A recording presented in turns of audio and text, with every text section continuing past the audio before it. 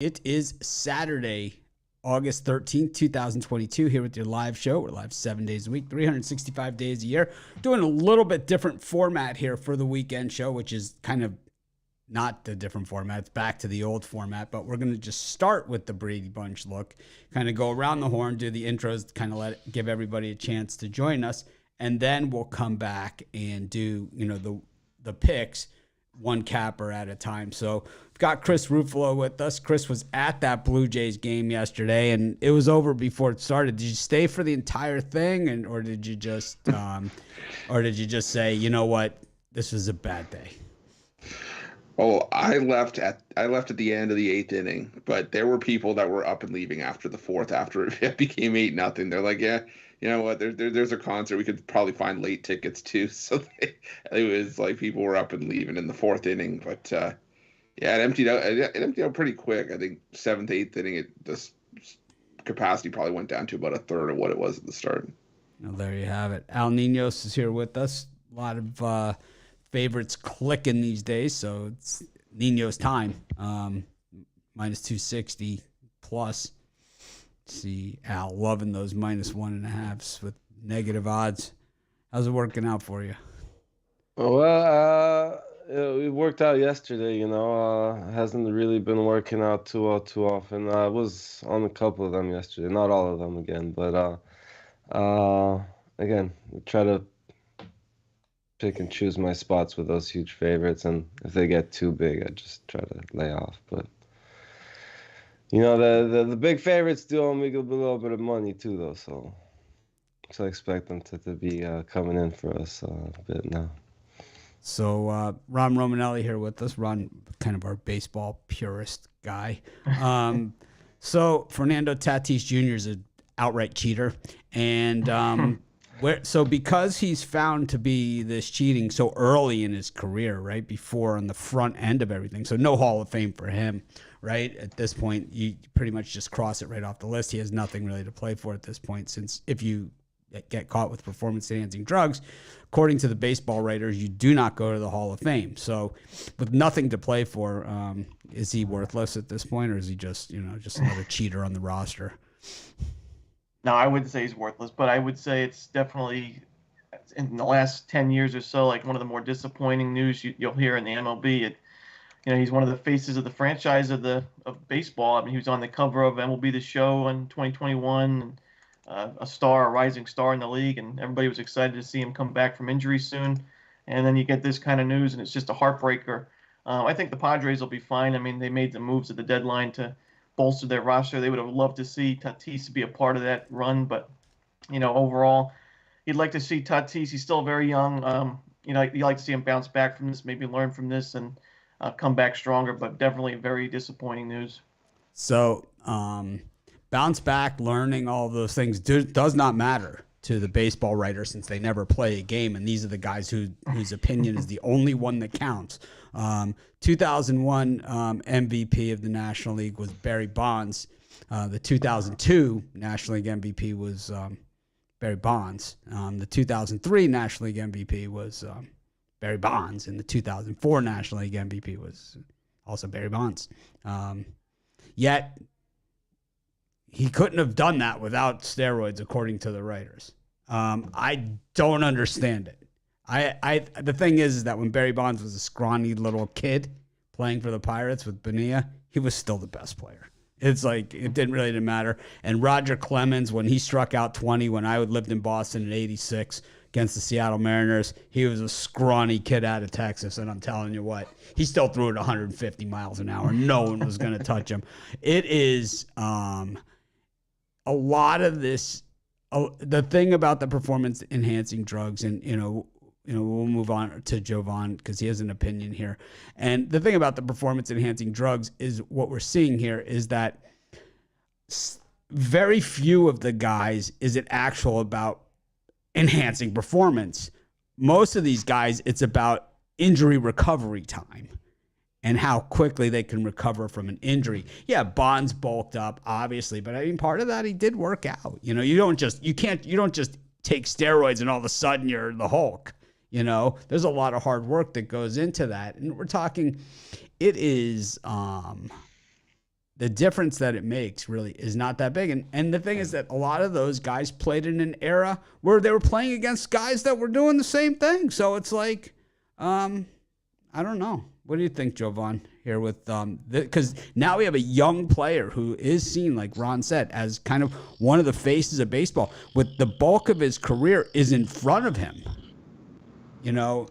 but no chance at the Hall of Fame, according to the writers at this point, at least the way that they do the Hall of Fame now. No matter what he does, he could test clean for the rest of his career. He could bat 700. He's not going.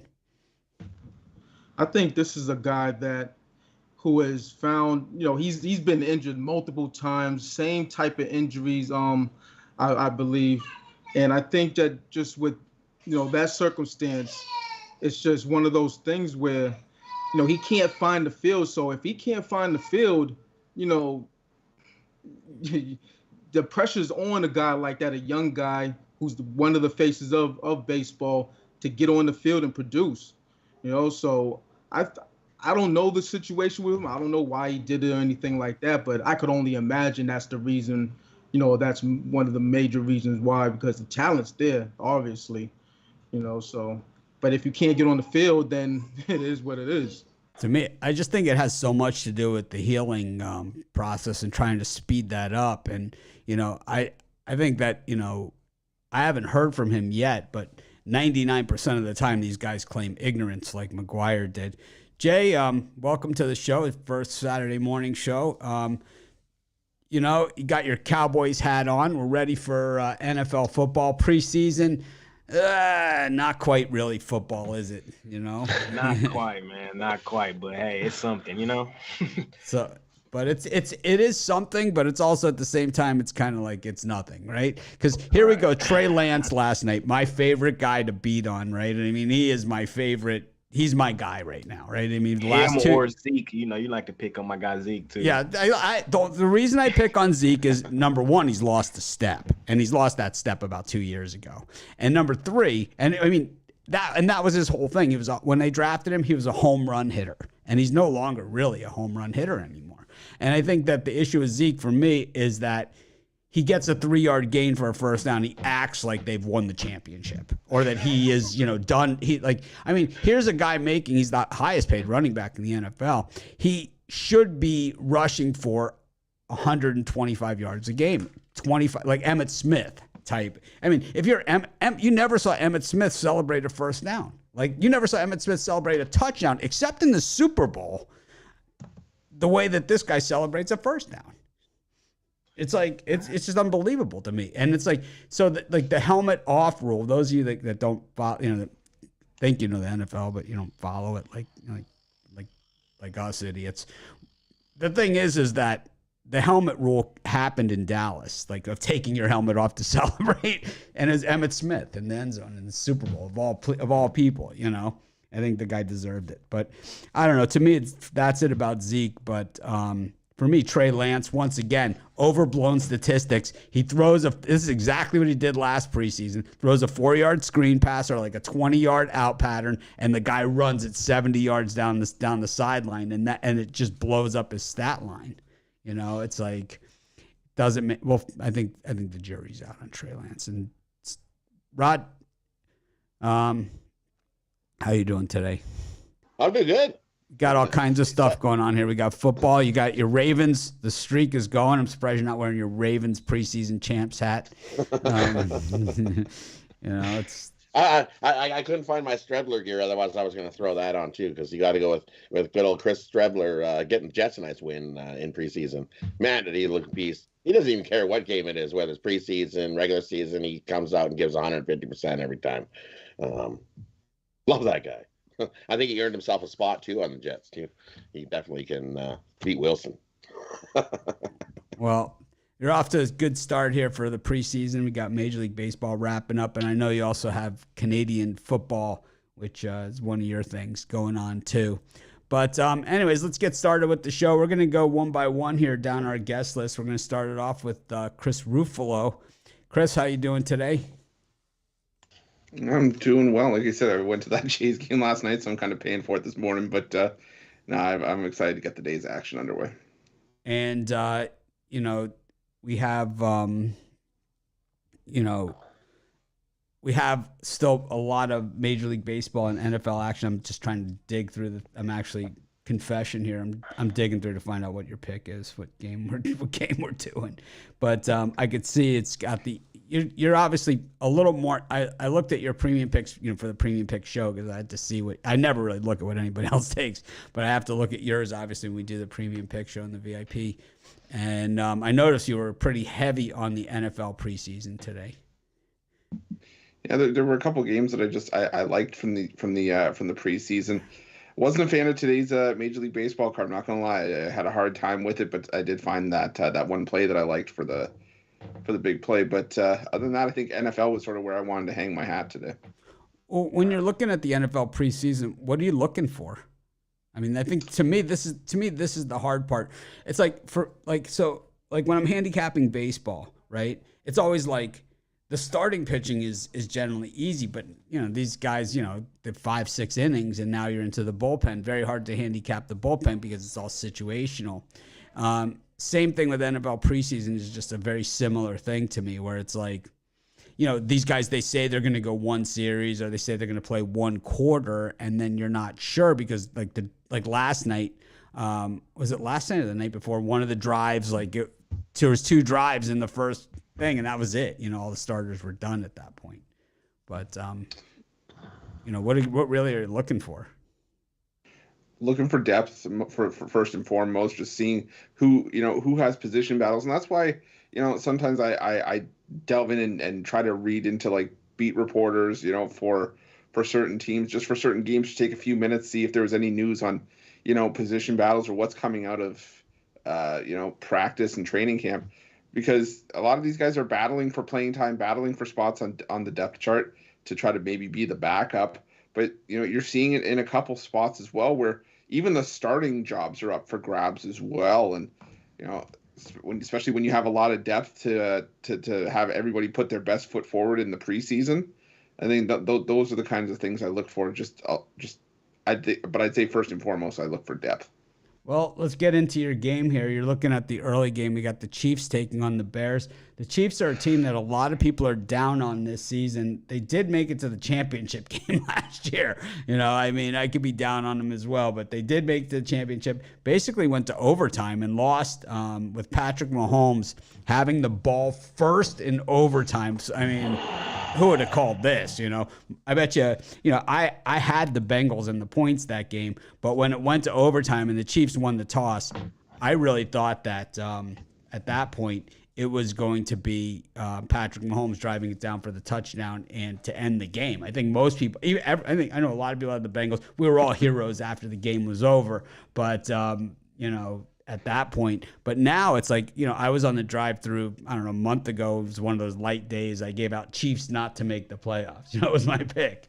And it just, the division is tough, and they've lost a lot of guys. So what are you looking at here with the Bears, and the Chiefs? Yeah, you make a great point. The Chiefs did take a bit of a step back by what we compare them to in past seasons. Obviously letting Tyreek Hill go to the Dolphins, and now they were fill those voids with guys like Juju Smith-Schuster, Marquez Valdes-Scantling. But the Kansas City Chiefs for me are also a very top-heavy team. Their biggest talent, their best position players are obviously going to be the starters. But after that, and that's obviously where we come into betting for preseason, you still got, Chad Henne and Shane Buechele, who, do have some experience, especially Chad Henne, who's been a journeyman starter in the NFL. But the skill players outside of running back, where the Chiefs do have some depth with, Ronald Jones and Jerick McKinnon, there's not much else for me to like in that spot for the Chiefs. And, when you say you're Andy Reid, who has announced that his starters are going to go one quarter. Last year he said they were going to go a quarter, and they got pulled after a series. So I think best case scenario, you have the Chiefs play their top guys for a quarter and then hand it off to a Chiefs lineup that is very thin in my opinion. But that same goes for the Chicago Bears as well. You have Justin Fields, Trevor Siemian at quarterback, but the Bears also have one of the thinnest receiving cores in the NFL. There's not a lot there, and they're a very thin team as well when you take away the top level talent. I think this is just going to be a slop fest for a full 4 quarters, and I think this is going to be one that comes in under the total. The line already moved, I think, almost 5 points towards to the higher side here, closer to 37.5. I see this one struggling to get to 30, so I like the under 37.5. All right. Well, there you have the under 37.5. Chris Ruffalo's pick for today. What are you selling today over at Pick Dogs? Well, for me today, I got my $15 pick-off play. Yankees let us down yesterday, but we're going to come back with a vengeance today. Love my play for today's action. And, like we mentioned earlier, I got a Shotgun Saturday NFL 3-pack. My 3 favorite preseason bets on the board for $35 over Pick Dogs Premium, but still use that promo code OG15 for 15% off at Pick Dogs. Awesome. Well, Chris, look forward to seeing you tomorrow. And thanks for joining us. And Chris's pick, the under in the Bears-Chiefs game. Next up, we've got Al Ninos. Al, welcome to the show. How you doing? Thank you, Mitch. Doing okay. How are you? Good, thanks. Trying to get used to the new format. I think that it's an old format, but it's a new format, but it's still a new format for me because I've always kind of had a co-host for these spots. At least last year I did. So kind of just going through the motions, and I think what I'm trying to do here is to give it really to the capper. So I'm going to be working on the graphics and things like that as we go forward, but this is just a first pass through, kind of give the capper, let them take center stage. And the way we've done that in the past, last year where we kind of switched into it. It's just like I said, it's preseason for me too. So a good time to test it out, I guess. Yeah, so it's been a crazy baseball season. I know you're big on the Dodgers, as a fan of the game. And this show is sports betting, but at the end of the day, we all started as fans, as sports fans. We weren't betting when we were 5 years old. We were just giving our opinion, right? like we were betting on it. We were willing to bet on it, just no one would really bet us back then. But, the thing is the Dodgers, to me, this is the best team they've had in 25 years. This is the best managing job that they've done. They've fought through everything. It's like when you lose your top end, when you lose Corey Seager, when you lose, Kershaw's not the same, Walker Buehler, all these guys that you're expecting to do it. Bauer was seen as, part of the solution when they signed him last year. I don't, and then you see them this year and the record that they've put together, and just the way that they've really put away the National League West, which is, still one, maybe the second toughest division in all of baseball. I don't know. What do you think about this year's Dodgers team and Mookie Betts in particular? I think Mookie Betts is the MVP. Yeah, he's been one of the best players in the league for a while, and probably for most of his career actually, but it's definitely probably their most complete lineup. Their starting pitching has been good, but it's definitely not the names you expect, and it's actually the guys you're used to seeing getting beat up on their old teams that have been the better pitchers this year for the Dodgers. They've really come through. They've improved themselves. It's not just being on the Dodgers that did that to them. Obviously, maybe you're more comfortable pitching knowing that you're going to get run support, but nonetheless, they've done great and haven't really needed much of that. And so if they continue to pitch in that level, yes, the Dodgers are probably the team to beat this year. Looked like the Yankees for a while, but they've fallen off pretty hard lately. And yeah, as a fan, it's feels good to be a Dodger fan. And it's a pretty interesting season. As you said, growing up,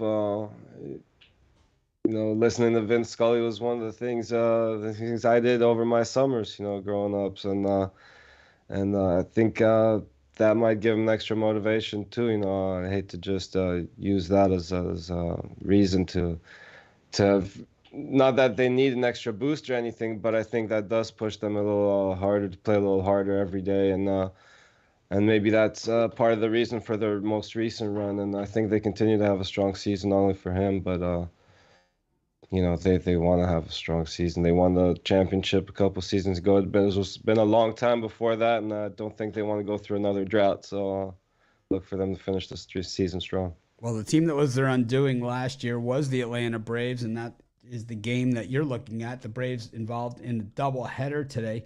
We've got an early start game, and then we've got a late start game. You're looking at game 2. But if you want to talk about game 1 also, you're more than welcome to.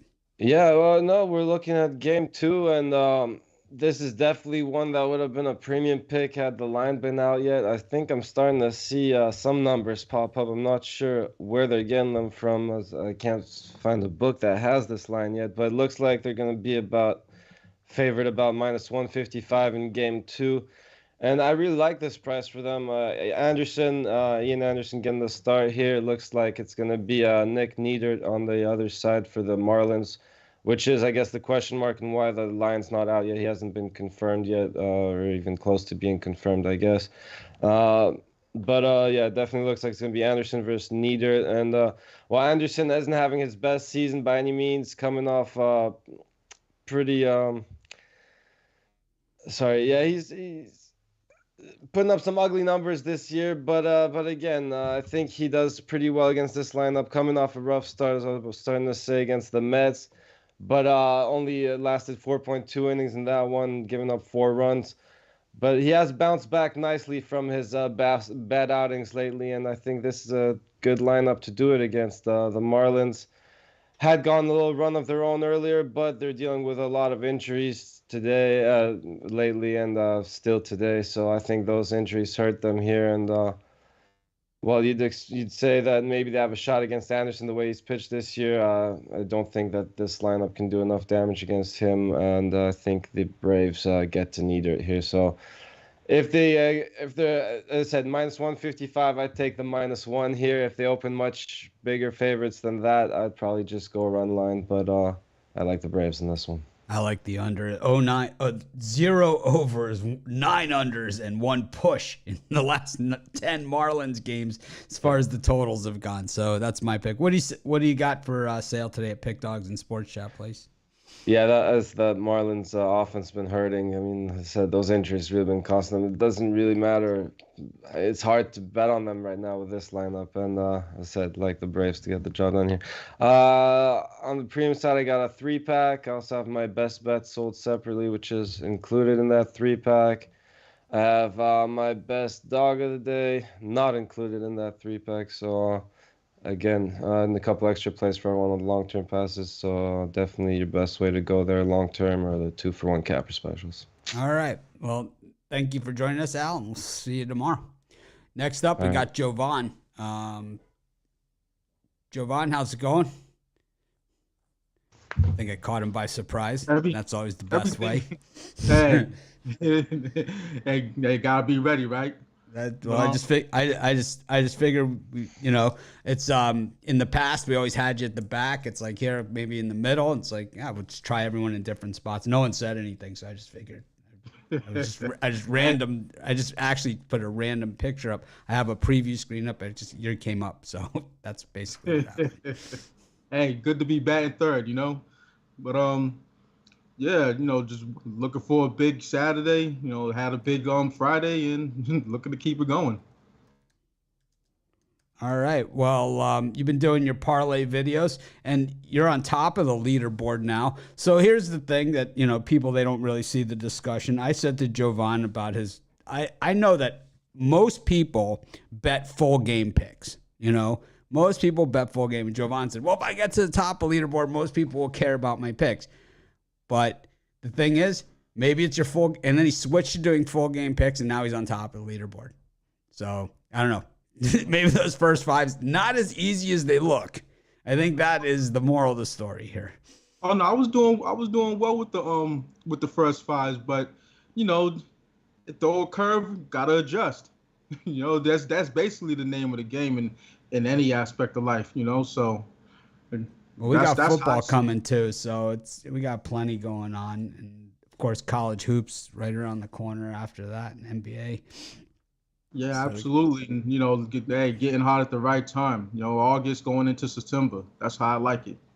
So we have we have these preseason games, and I asked Ruffalo earlier like what he's looking for. What are you looking for in these preseason games? Because I generally do pretty well in them, but I am super selective because it's like some games there seem to be an angle, and other games there just doesn't seem to be one.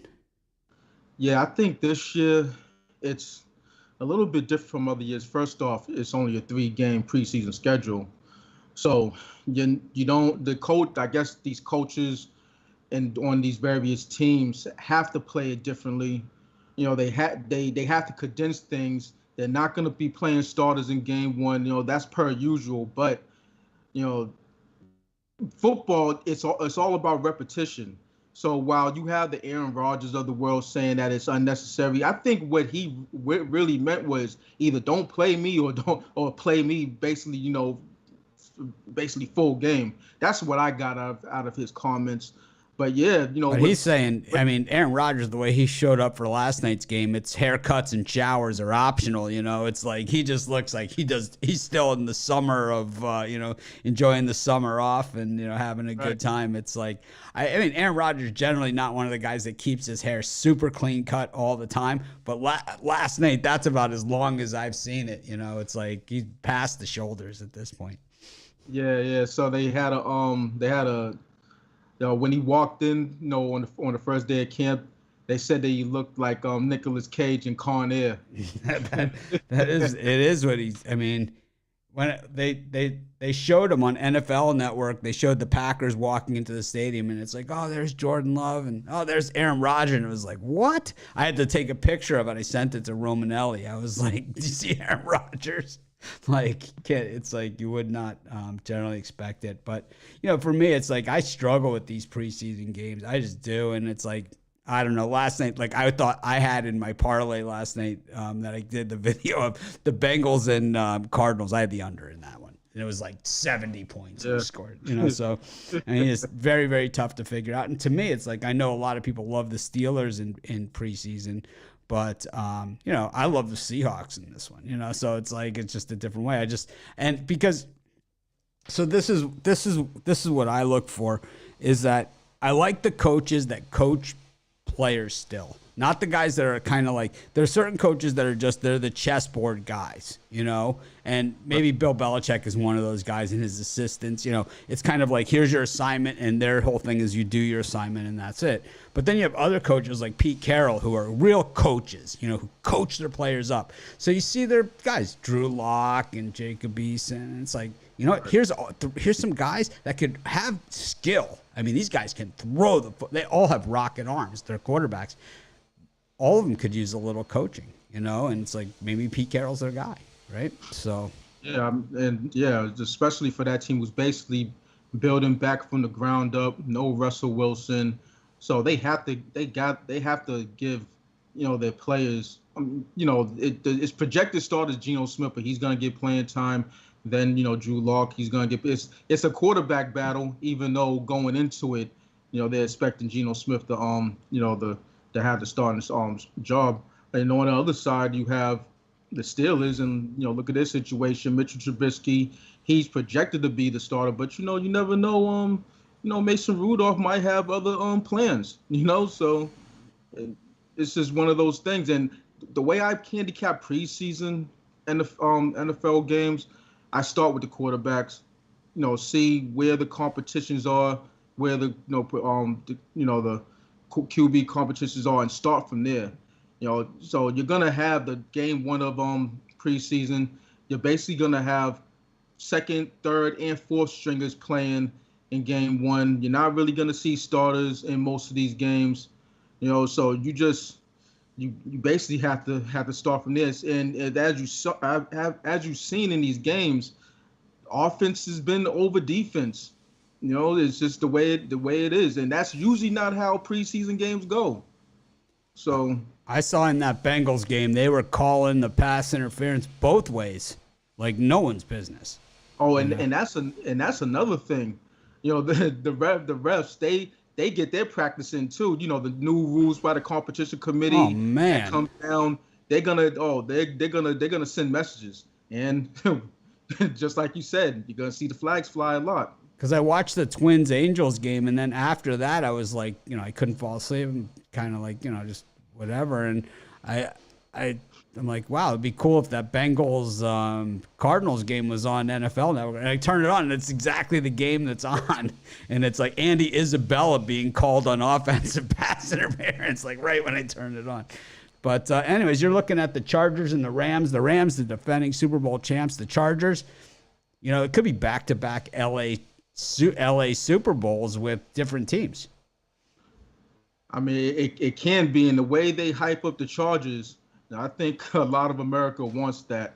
But, you know, I'm a guy that's really not a Chargers fan per se. They do have talent and all that, but can they put it together? Can their coaching staff put it together? You know, they might not be the right fit. But anyway, you know, I'm looking at the over in this one. Now, understanding that last year's game between these two teams were very low scoring. I believe it was like 10-6 or something like that. And both of these coaches like to play very close to the vest, especially Sean McVay.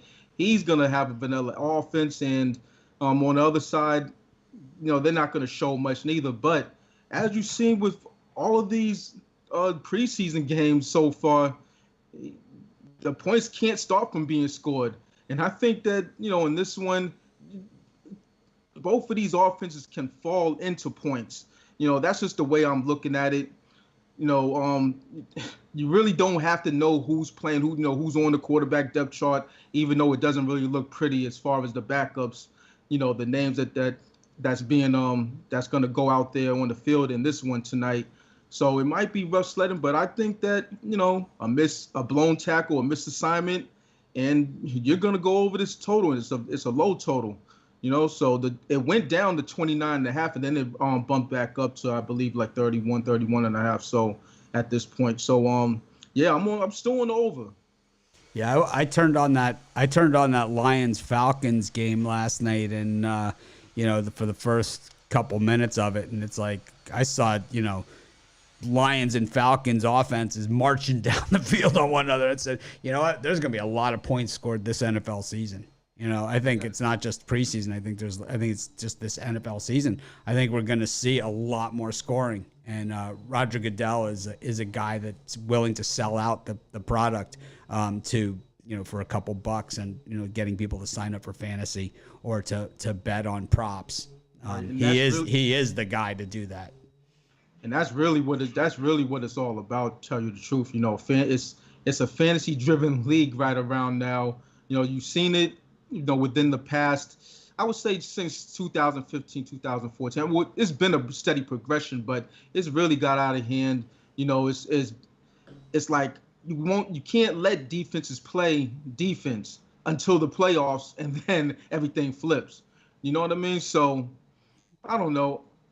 I don't like how you know, the NFL is going as far as, you know, being offensive dominant and offensive heavy, because in my book you have to let defenses play, you know, but hey, that's the way they want to play it.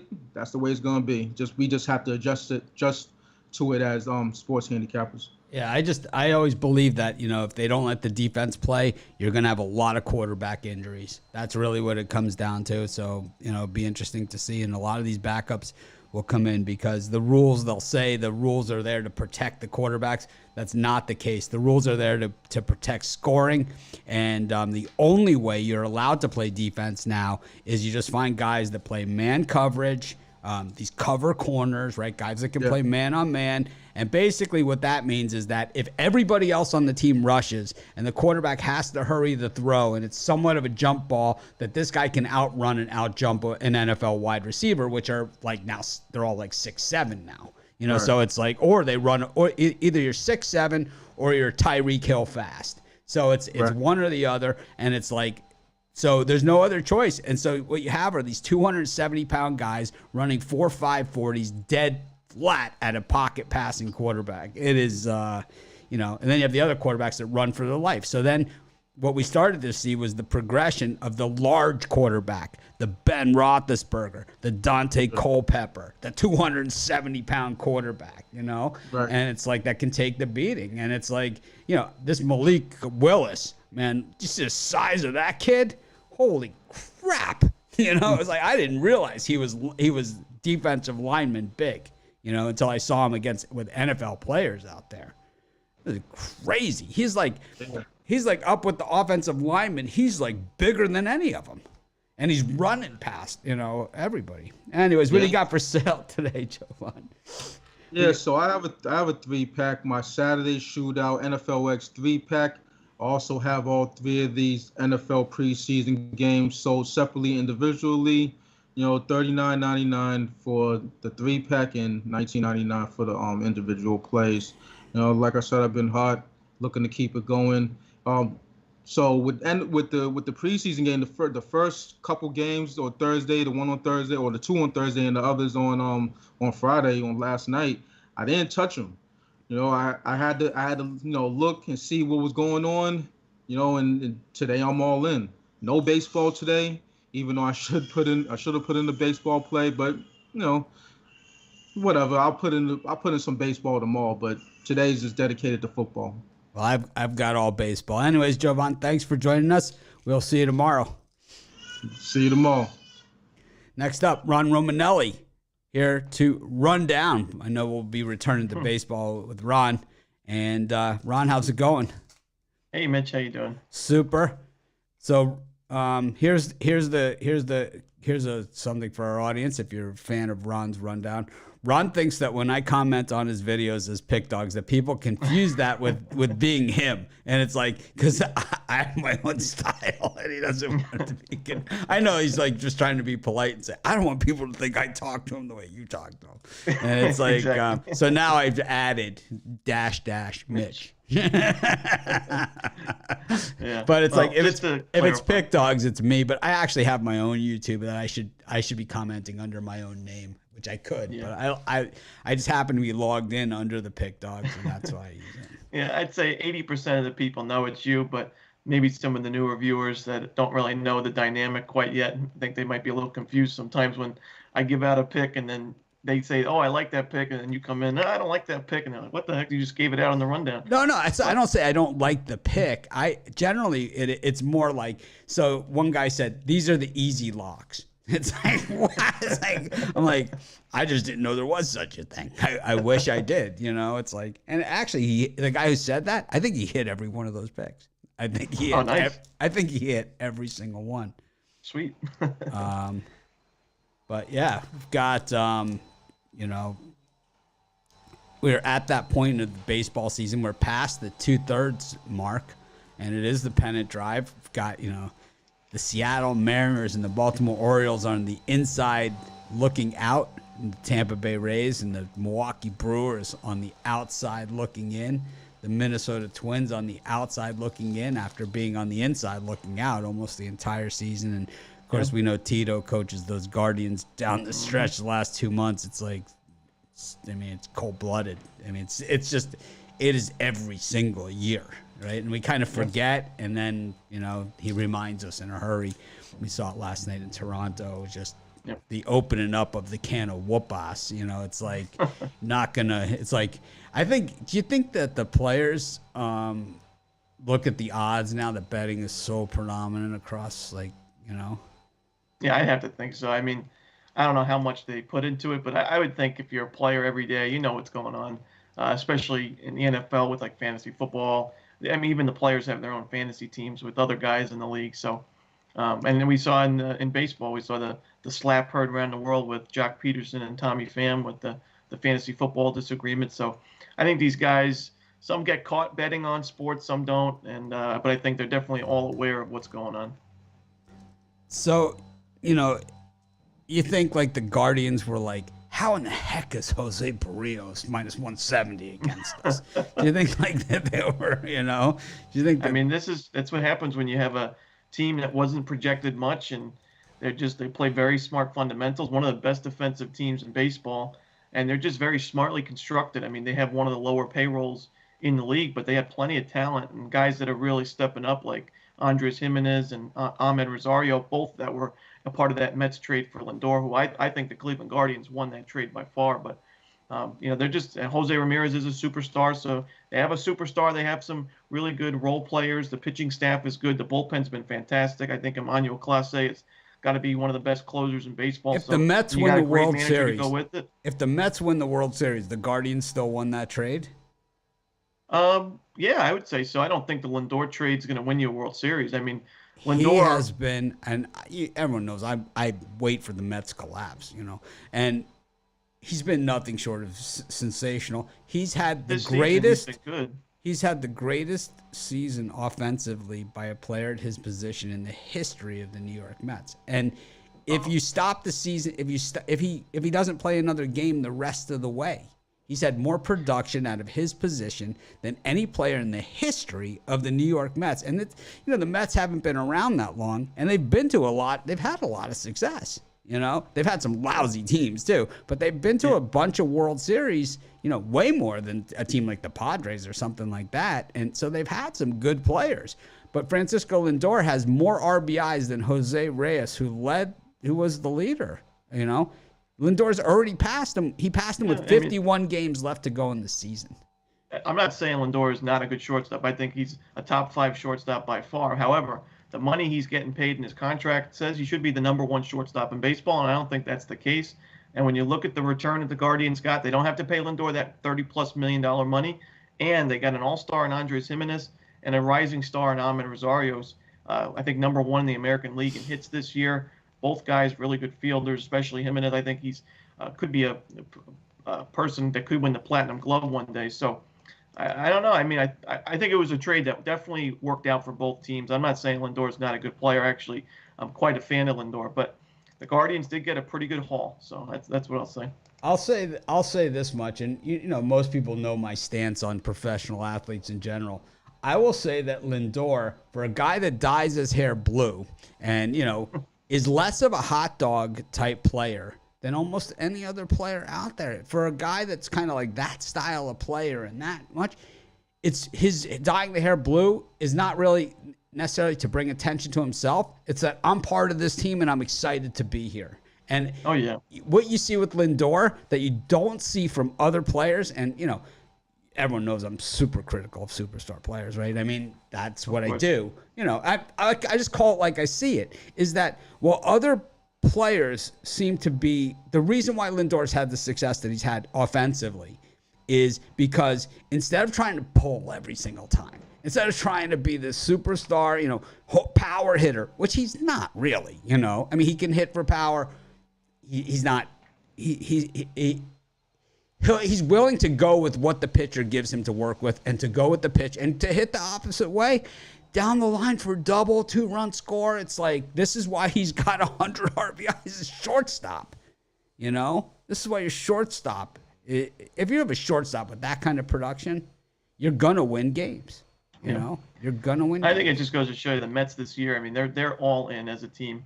Not even just Lindor. You got to look at guys like Marte, Pete Alonso, Jeff McNeil. I mean, these guys are, not necessarily considered superstars before the season. Very good players. Pete Alonso, you could say, would be a star, but they are all in. And Buck Showalter, I may be critical about him in the past, but he's doing a good job right now. And no, he's not. He's not out of the woods yet. No, not out of the woods yet. The Mets are known for collapsing, but I will say this Mets team does play a little bit differently, and I would say the same thing for the Guardians. Well, you had a couple games that you mentioned to me that you wanted to talk about on today's show. We have time to talk about both, or you could just talk about one. It's up to you. Yeah, I don't know. My head's all over the place, but I'm going to talk about this Angels-Twins game. First of all, you look at the matchup, Dylan Bundy and Reed Detmers on the mound. Now, the Angels, they're not going to be making the playoffs. We know that. The Twins right now half a game out of the wild card. So certainly this game is more important for Minnesota, but I don't think that that's going to matter too much. When you look at Reed Detmers, I think bringing him down to the minor leagues, he really took that personally. When you look at his numbers since being brought down to the minors after that start in Kansas City, Reed Detmers faced the Orioles, the Astros, the Braves, Rangers, and Mariners. So some pretty good lineups there. Only one of those teams currently outside the top half of the league in team OPS against lefties. And Detmers, no earned in 6 innings against the Orioles, only 2 earned against the Astros, 6 Ks. No earned in 5 innings against the Braves, 1 earned, 12 strikeouts, 7 innings against the Rangers. And in his most recent start, 7 innings, 1 earned run, 7 Ks, and a win against the Mariners, 7-1. And Reed Detmers is on a different planet right now. He's pitching really well. He's missing a lot of bats. And the Minnesota Twins aren't really hitting left-handed pitching very well. So I do think Detmers has a good outing here. On the other side, it's just really tough to back Dylan Bundy these days. He's facing his former club here, and his ERA on the road this year above 6. His ERA overall above 5, giving up a ton of home runs as of late, at least one in each of his last 3 games. not really striking out a ton of batters, and I do worry about him here. I know the Angels' offense isn't the greatest, but their top 4 hitters can still do some damage, especially a guy like Shohei Ohtani. I do worry about Bundy when he's facing a guy like Ohtani. He's probably going to have to walk him every at bat, but I think the Angels can find a few runs here, and Detmers continues to pitch well, and I like the Angels here on the money line at home. Yeah, I would say that, for me, I don't see it. I just I can't get behind the Angels at all. We saw a Twins team that they played so much tougher of a schedule since the All-Star break than the Angels have played. And it's like when you play a tough schedule, you're not going to have the results that you have when you play against the easy teams. But it's not an apples to apples comparison. I think, yeah, they got swept by the Dodgers. So have a lot of people, in LA, so have a lot of people. And they split with the Blue Jays in Toronto, so have a lot of people. It's like they've had a very, very tough schedule, but here's the easy games. These are the winnable ones. And we saw last night. And I got to tell you, I watched the entire thing, and the Angels didn't get a whiff, not even a whiff of doing anything to even threaten whatsoever. It was just a matter of, how many were the Twins going to win by, Well, I think another thing is the Angels, although they did lose that game last night, they only had to use one arm out of the pen and wasn't really one of their top arms. And the Twins on the other side, a bullpen that's very, very thin this year. They used all 3 of their top 3 relievers in Fulmer, Duran, and Lopez. So the bullpen could worry me as well for Minnesota, especially if Bundy doesn't go too deep in this game. If he only goes about 4 innings and you get to guys like McGill and Pagan, they've really struggled this season. I think the Angels could score some runs late as well. So I do think the Angels have a good shot today. But I just want to mention it really quickly. The other play I was looking at, the Giants on the run line. I was waiting for this line all day, all morning to come out. I was waiting for the Pirates pitcher to be announced, but we finally got that when Tyler Beede or Bede, I'm not sure of the pronunciation, but Logan Webb really impressed me last start. He was able to get some ground balls, he's a ground ball pitcher. He had a 15-5 ground ball fly ball ratio last start, and he had a lot of success because of it. I think he continues to pitch that way, especially at Oracle Park. He's had more success there, pitcher-friendly ballpark, and I think the Giants could toss a shutout here. I think they score about 4 or 5 runs and they cover the run line. So I like the under. I like the Giants on the run line.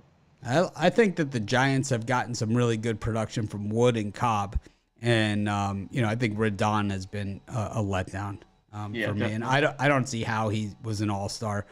Personally, I like the Giants, but I don't see how he was an all-star. And I think though Wood and Cobb have really been the unsung guys, and if they hold on to those 2 guys, kind of fill out the rotation next year, I think the Giants will be back in business.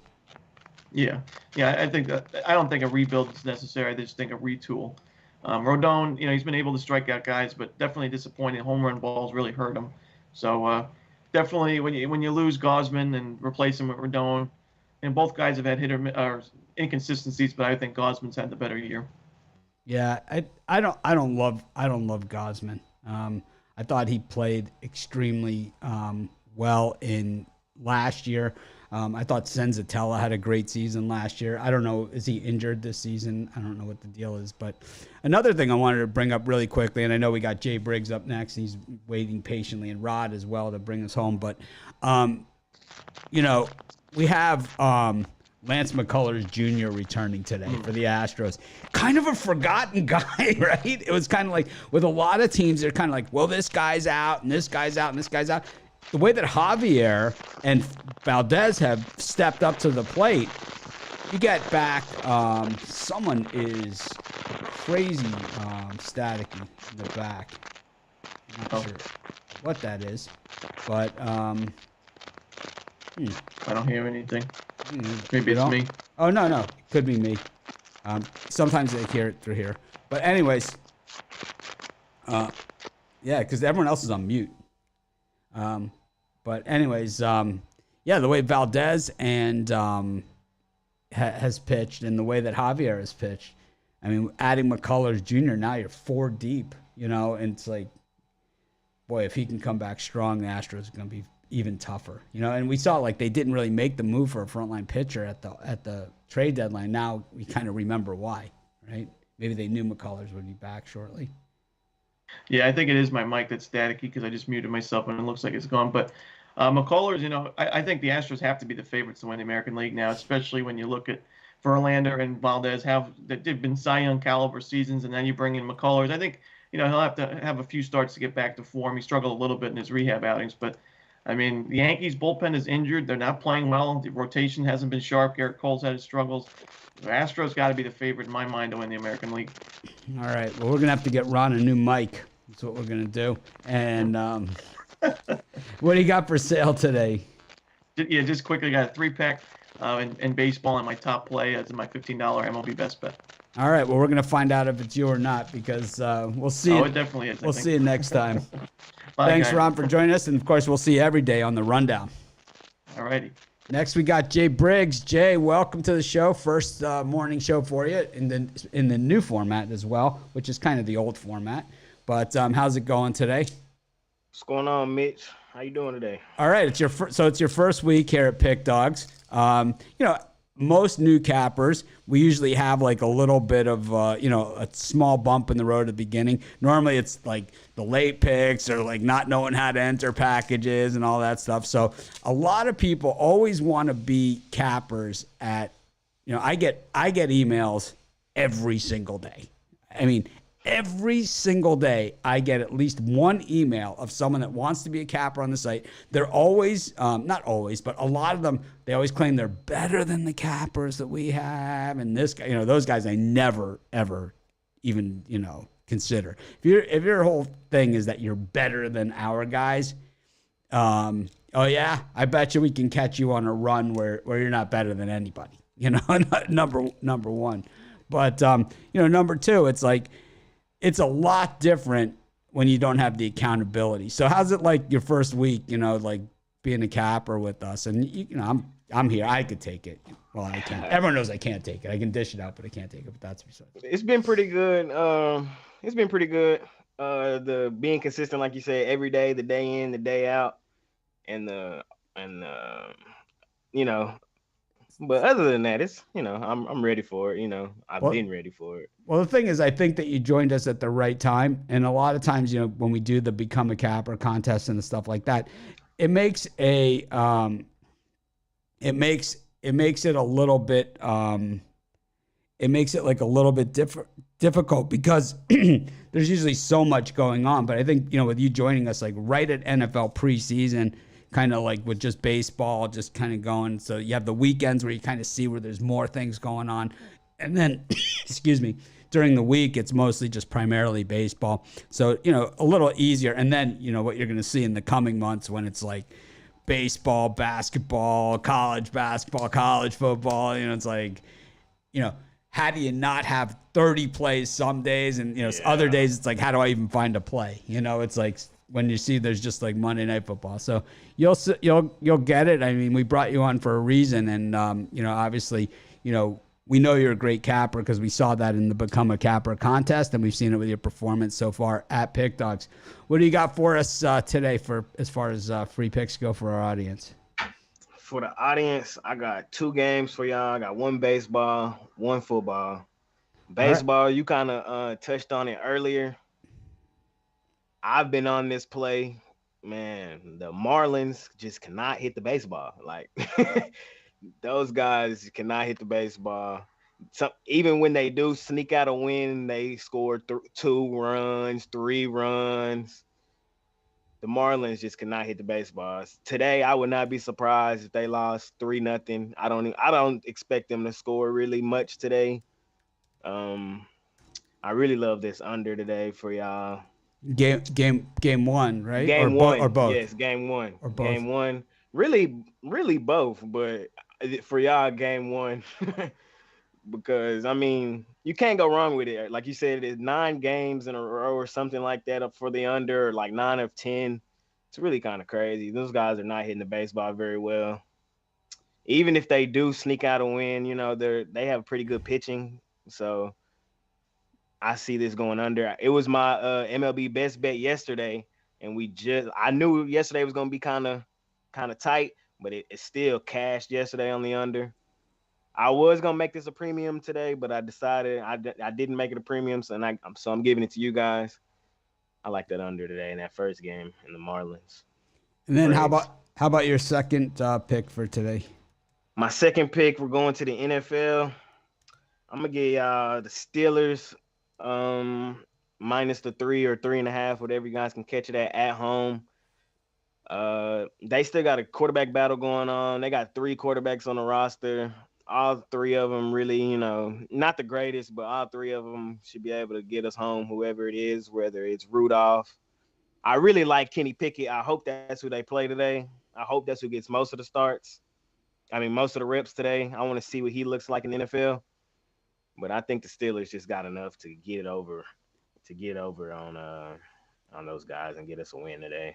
They generally don't push rookie quarterbacks too hard in these preseason games unless they're like number 3 or 4 on the depth chart. So I think he is 3 or on the depth chart as well. Well, he's seen as the future of the organization. I'm talking about like Rod's guy Chris Streveler or something. Like those are the guys that you see, generally in the preseason, or like Austin Davis type guys, or not even Austin Davis, but like I'm talking about like, guys that are just a little bit further down the depth chart. I think Pickett is seen as that. So I'm not convinced we're going to see a ton of them. We did see Malik Willis play. Even if it's Rudolph, like you said, we seen Willis. So even if it's Rudolph, I don't really like Rudolph as a starter. Terrible. He's terrible. Yeah, he's terrible. Terrible. But for a preseason, like this is right up his wheelhouse. I wonder what Mason Rudolph's record is as a starting quarterback. It's got to be like 1-17 or something. He just stinks. He's terrible. The highlight of his career was getting his ass kicked by Garrett. By Myles Garrett, who was like, I think if you're gonna pick a fight with anyone, probably the last guy, I would say, like in the NFL, scariest defensive lineman, in the last 25 years. This guy's one of them easily. Yeah, he's definitely top 5 for sure. Who was the guy? This guy's probably a Hall of Famer. I can't remember his name for the life of me, but he went to North Carolina and then he played for the Bears and he played for the Panthers. He was the defensive end. Oh man, he was just a home wrecker. Oh man, this guy this guy's the scariest. This is the guy that you would not want to mess with. Let me see. His name is, and I'll say it and everyone will be like, yeah, he's first ballot Hall of Famer. I can't think of who you're talking about off the top of my head either. It is Julius Peppers. Julius Peppers, yeah. Yeah, that's the other guy that I would never, like, if I was a quarterback picking a fight with someone, I would say that's the guy I would not go after. Yeah, for sure. But what do you got for sale today for at Pick Dogs? I got a 5-pack up there today. Everyone in the chat is like Julius Peppers, and it's like, the thing is, one of my favorite players of all time. And like, it's funny, like when he was on Monday Night Football, John Gruden would say Julius Peppers has 21 blocked kicks and extra points, and he's like, 19 of them are against teams that I coach. It's like, guy's just he's just unbelievable. He was on another level. He was unbelievable. But for sale today, I got a 5-pack. I got my best bet in the MLB up there for sale today. 6 of last 7. I've been hot on that best bet in the MLB. So that's up there. And then I got 4 NFL preseason plays, 3-1 currently in the preseason. So I got 4 NFL plays up there today if you guys want to hop on that. And then everything I think is up there individually as well. So if you guys want to hop on that, 5 plays over at Pick Dogs, or you can buy my NFL season pass. That's probably the best value I have up there, guys. NFL season right around the corner.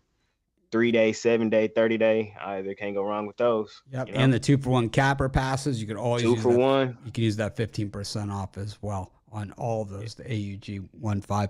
Jay, welcome to the show. Good having you. And of course, you're going to be on tomorrow with us, or yeah, I'll be here tomorrow. Yes, all right, sir. We'll see you tomorrow then. All right, tomorrow. Have a great day, Jay Briggs. Let's make some money today.